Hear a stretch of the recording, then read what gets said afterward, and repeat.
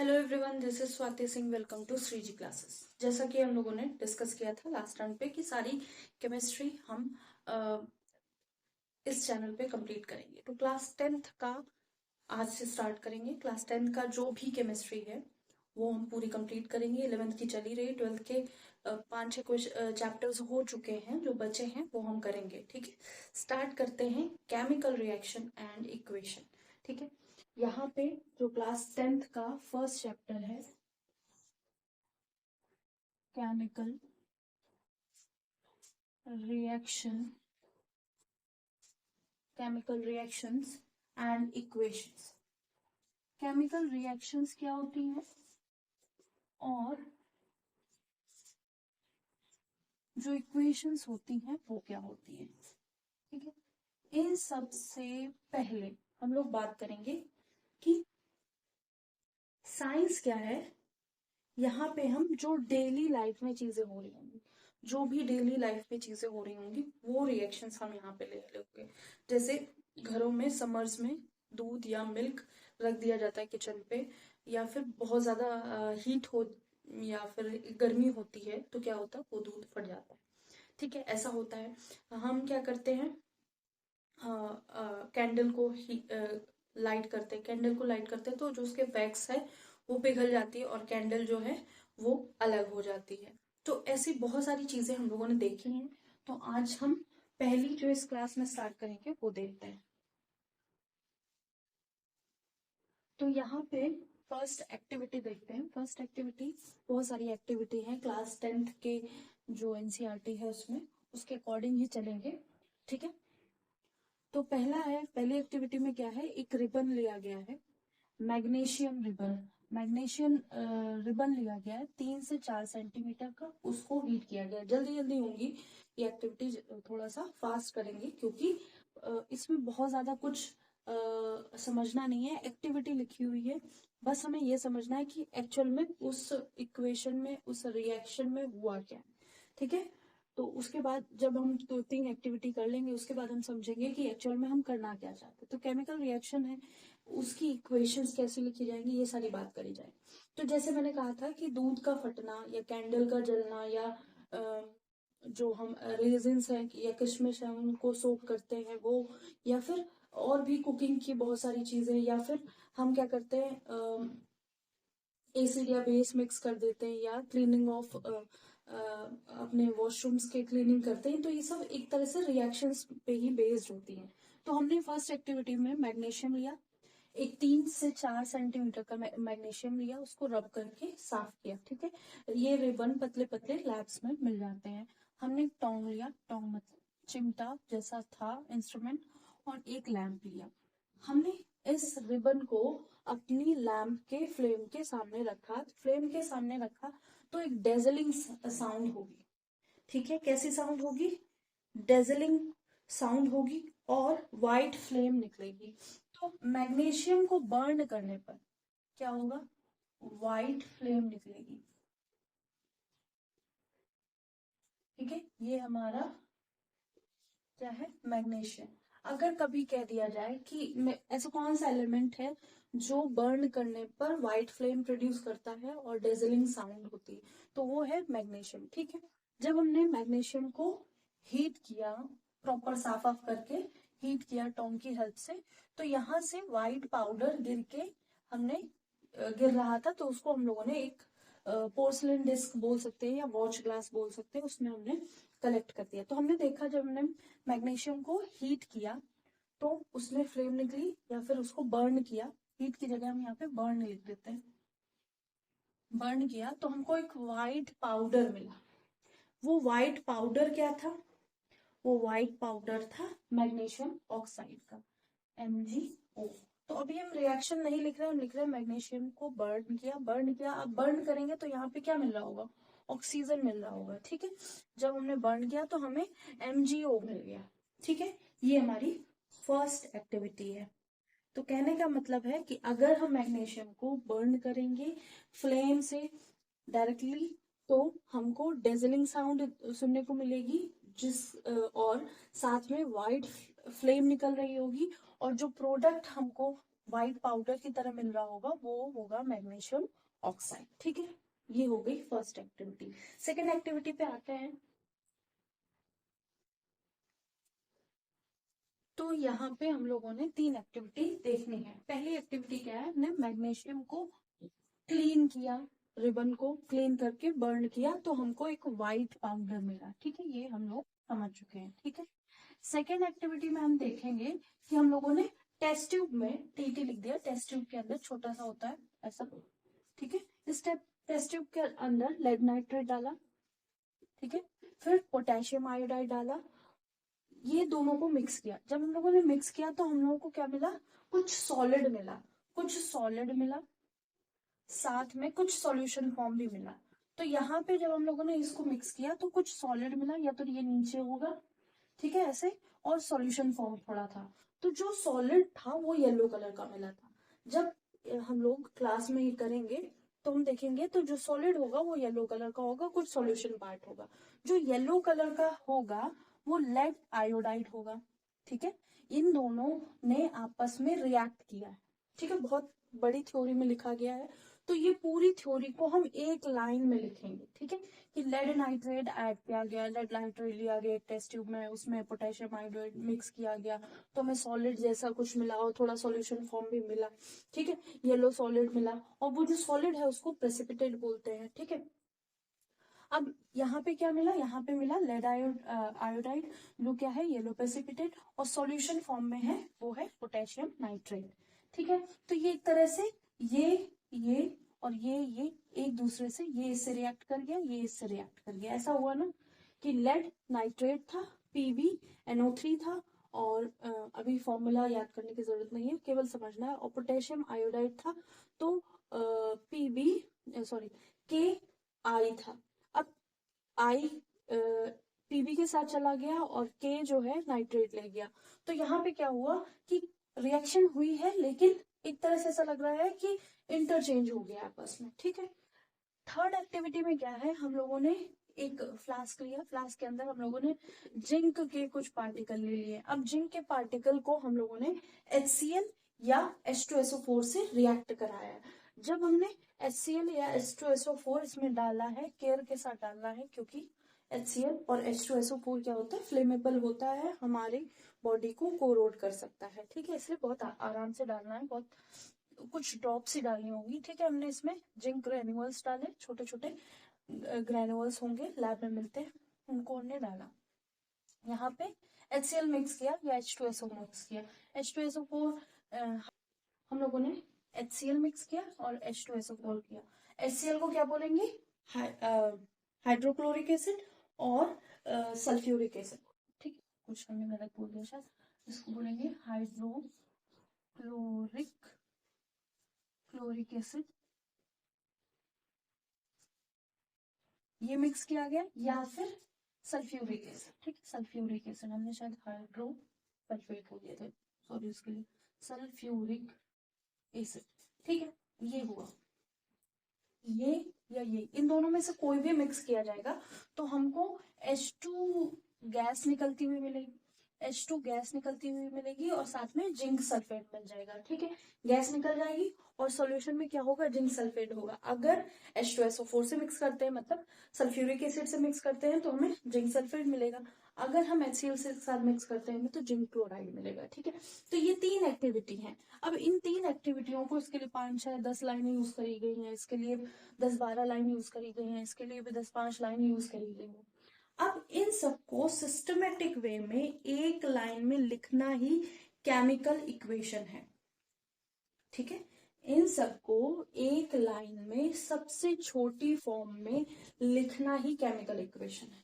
ठीक है, हमारे चैप्टर का नाम ही है केमिकल रिएक्शन एंड इक्वेशन। यहाँ पे LHS में जो होगा, RHS में जो होगा, जैसे हमने, मतलब हमारी रिएक्शन बेसिकली ऐसी लिखी जाएंगी। और अगर हम इस रिएक्शन को लिखें तो लिखेंगे PBI, sorry, lead nitrate PbNO3 plus potassium iodide KI is equal to PBI plus KNO3। ठीक है, ऐसे लिखेंगे। अब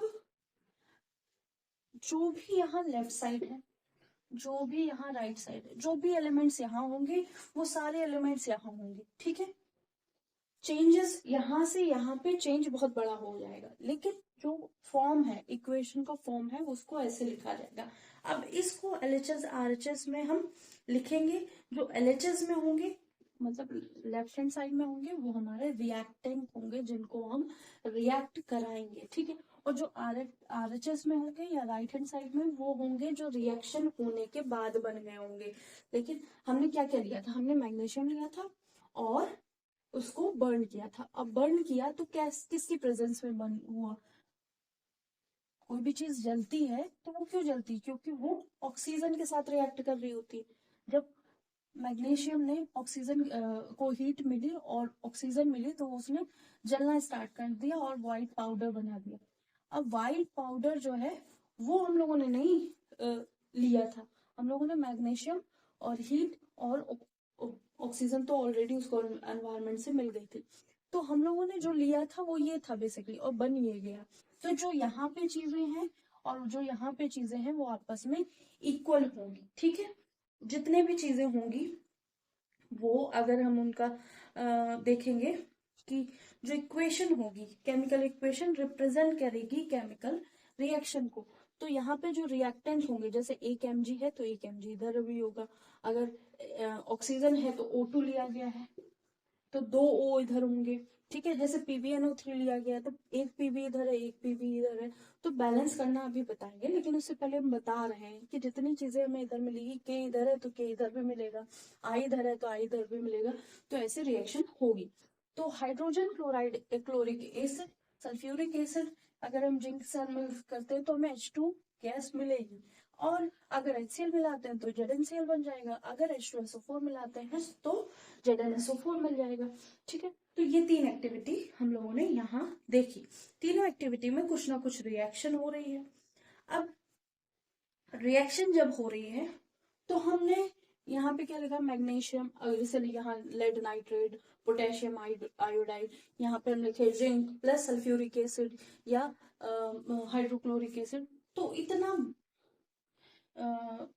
कह सकते हैं एक्सप्लेन्ड वे में, या वर्ड इक्वेशन नहीं लिखनी होती है। ठीक है, वर्ड इक्वेशन लिखने की जगह हम छोटे छोटे सिंबल यूज करते हैं, हर चीज का एक एक सिंबल यूज करते हैं। ठीक है, जैसे हमने यहाँ पे किया, magnesium plus O2 gives MgO। ठीक है, ऐसे। अब number of atoms in reactant is equal to number of atoms in product, ये होना चाहिए हर जगह। ठीक है,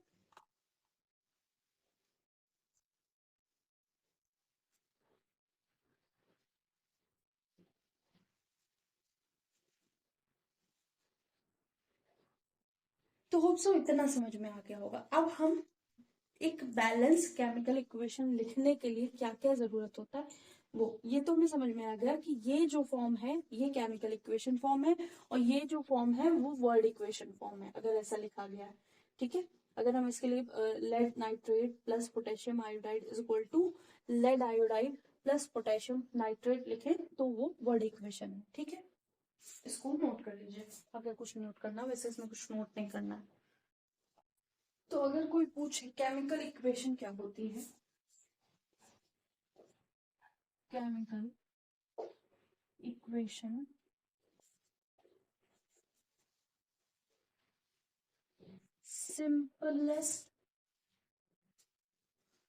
सिंपलेस्ट फॉर्म ऑफ इक्वेशन होती है, तो इसको लिख देते हैं simplest way to write any chemical reaction. ठीक है, बस इतना, इसमें और कुछ नहीं ऐड करना, ना कुछ सोचना। ठीक है, केमिकल इक्वेशन ये होती है। अगर हम केमिकल इक्वेशन को क्या करेंगे, लिखना चाहेंगे, ठीक है, तो शॉर्टेस्ट वे में लिखेंगे, या सिंपलेस्ट, या इसको लिख सकते हैं शॉर्टेस्ट। ठीक है, shortest way to write any chemical reaction. ठीक है, अब यहाँ पे LHS RHS बराबर होना चाहिए। अब बैलेंस्ड केमिकल इक्वेशन क्या होती है, नेक्स्ट जो है वो है बैलेंस्ड केमिकल इक्वेशन। ठीक है, तो बुक में तो बहुत सारे पॉइंट बता दिए गए हैं कि ऐसा होना चाहिए, बॉक्स बनाओ, ये करो वो करो।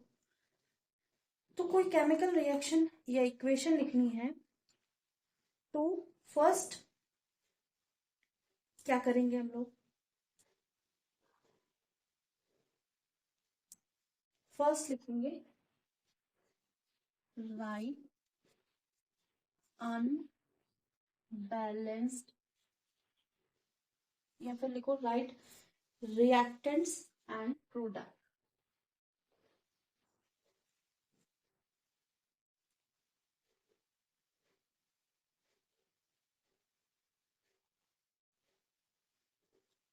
या राइट और लिस्ट, लिस्ट कहते हैं, list the name of element in equation form, in chemical equation form. ठीक है, इन केमिकल इक्वेशन फॉर्म। तो पहले क्या करेंगे, हम एक केमिकल इक्वेशन फॉर्म में लिख देंगे। ठीक है, सेकेंड हम क्या करेंगे,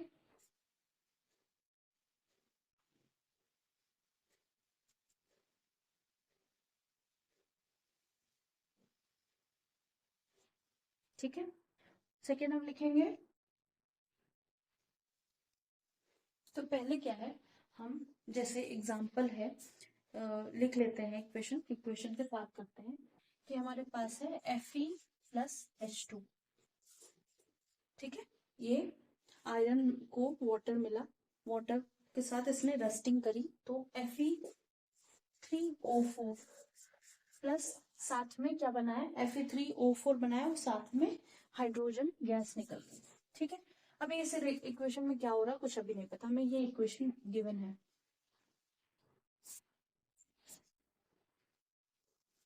ठीक है, तो हमें एक इक्वेशन दी है, फर्स्ट हम बैलेंस करेंगे, कोई भी, वैसे तो कोई भी कर सकते हैं, LHS RHS में कुछ भी लेके हम स्टार्ट कर सकते हैं। तो first balance that atom which has maximum number in equation. तो इस LHS में और इस RHS में ऐसा कौन सा एटम है जिसके हमें मैक्सिमम नंबर दिख रहे हैं? तो ये जब हम RHS में देखेंगे तो O का 4 है और LHS में देखेंगे तो O 1 नंबर है, 1 है।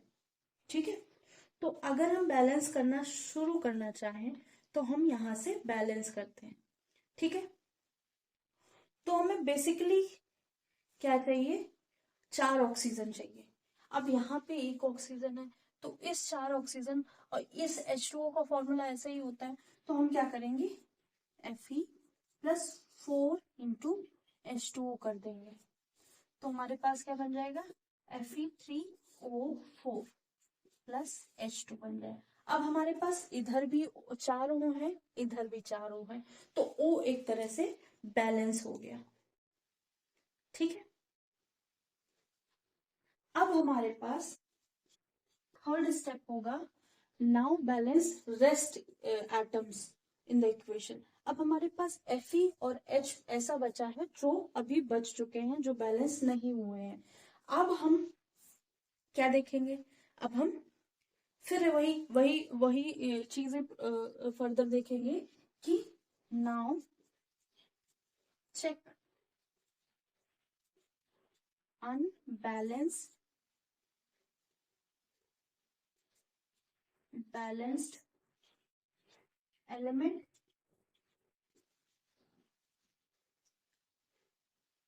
and prefer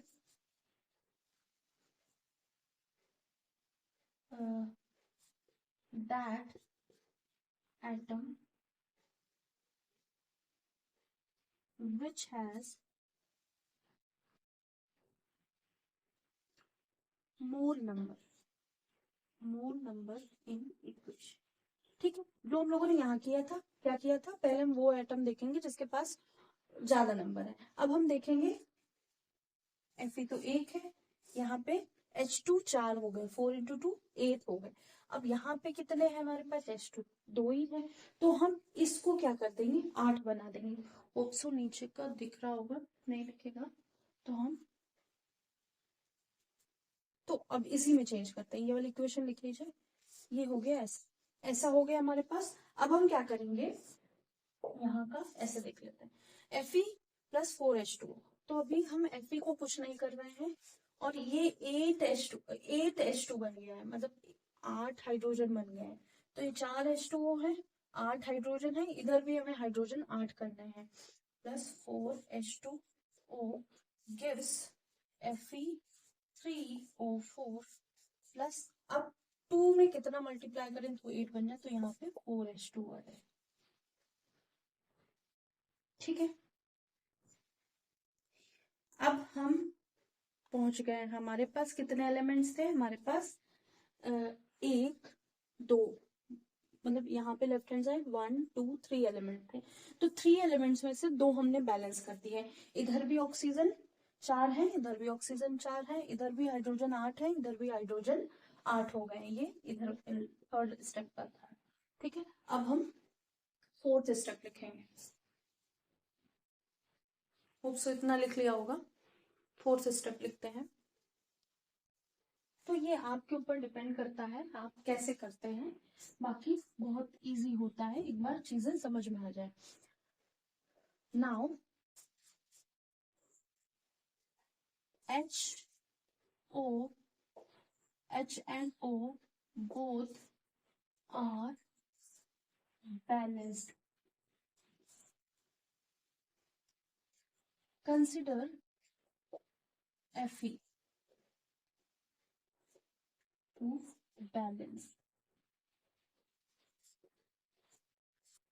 equation. अब हम Fe को कंसिडर करेंगे, तो हमारे पास इक्वेशन क्या है, अब हमारे पास इक्वेशन है Fe plus 4H2O gives Fe3O4 plus 4H2। H2 यहाँ 8 है, यहाँ पे भी 8 है, O यहाँ 4 है, O यहाँ 4 है। अब हमें Fe को क्या करना है, बैलेंस करना है, तो यहाँ हमें 3 Fe दिख रहे हैं, तो हम क्या करेंगे, सीधे 3 Fe यहाँ कर देंगे, 4H2O यहाँ कर देंगे, और Fe3O4 प्लस 4H2 बन गया। तो ये हो गई हमारी एक बैलेंस इक्वेशन। अब जो ये बैलेंस इक्वेशन बनी, इसको दोबारा से चेक कर लेंगे कि हमारे पास जितने एलिमेंट थे वो सारे बैलेंस्ड हैं कि नहीं। LHS में हमारे पास 3 Fe थे, RHS में भी हमारे पास 3 Fe हैं। LHS में हमारे पास 4 O थे, RHS में हमारे पास 4 O है, LHS में हमारे पास 8 H2 है, RHS में हमारे पास 8 H2 है। ठीक है, तो सॉरी, हाइड्रोजन जो है 8 है, यहाँ पे भी हाइड्रोजन 8 है, ये हमने एक बैलेंस इक्वेशन बना दी। ठीक है,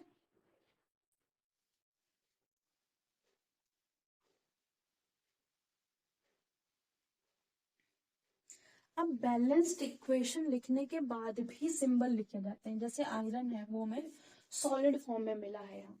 ठीक है, H2O कौन से फॉर्म में होगा, तो आयरन पे जब जंग लगती है तो H2O पानी कैसा होता है, हवा में मॉइस्चर होता है, तो ये एक तरह से गैस के फॉर्म में होगा।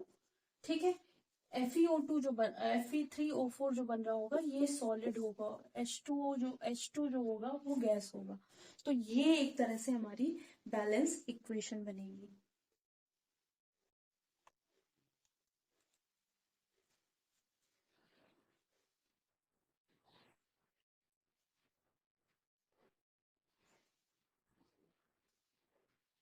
तो होप सो ये कुछ चीजें समझ में आई होंगी, नहीं समझ में आई एक बार फिर से रिपीट करके देखिए, और नेक्स्ट क्लास के इससे बिल्कुल फ्लो में रहेगा। क्लास 10 का फर्स्ट क्लास थी आज, तो अभी तो नहीं स्टार्ट हुए होंगे न्यू बैचेस, लेकिन फिर भी हमने स्टार्ट कर दिया थी। जो कंटिन्यूटी रहेगी वो हमारा क्लासेस की बनी रहेगी। ठीक है, क्लास 10 की आज फर्स्ट क्लास थी, होप सो आपको समझ में आई होगी। थर्मोडायनेमिक्स मुश्किल से 5 क्लास में और जल्दी खत्म कर दिया जाएगा। आज के लिए इतना ही, लाइक कीजिएगा, सब्सक्राइब कीजिएगा, शेयर कीजिएगा, बताइएगा क्लासेस कैसी लग रही हैं। क्लास 10 पूरी कंटिन्यूटी में रहेगा, 11th का जो भी चल रहा है वो भी रहेगा। ठीक है, और 12th भी 5 to 8 डेज में स्टार्ट कर दिया जाएगा, जो भी चैप्टर्स बचे हैं, और क्वेश्चन साथ में ही होंगे, जब खत्म हो जाएगा क्वेश्चन तभी ही दूसरे चैप्टर स्टार्ट किए जाएंगे। आज के लिए इतना ही। Thank you.